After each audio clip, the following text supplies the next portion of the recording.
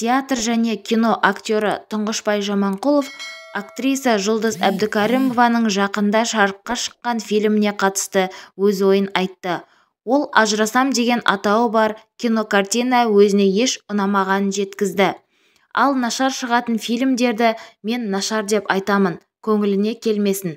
Қайрат Нұртастың келіншегі «Ажырасам» деген фильм түсірді. Мені шақырды, ақшаларын өнерге жұмсап жатыр деп қуанып бардым. Жұлдыз жақсы актриса. Фильмді жартысына дейін ғана көре алдым. Жартысынан кейін быт-шыт болып кетті. Сюжеттің линиясы үзіліп, жанр адасып кетті. Шым-шытырық болып, екінші бөлімін көре алмадым. Мәдениеттілікпен шыдап отырдым. Соңында бәрі құттықтайды ғой. Мен құттықтамай кетіп қалдым. Менің сондай мінезім бар. Ұнамаса, туған шәкіртімнен де үндемей кетіп қаламын. Режиссер жас, кеудесі аяққаптай. Кино түсірдік деп ортада қоқиланып тұр. Өнер қайда? Ол өнер емес, кино емес бір бәле. Мен қарсы шығамын. Жұрт қой демеймін. Бұларың не, қарақтарым-ау деген өкпемді айтамын, деді Тұңғышбай Жаманқұлов.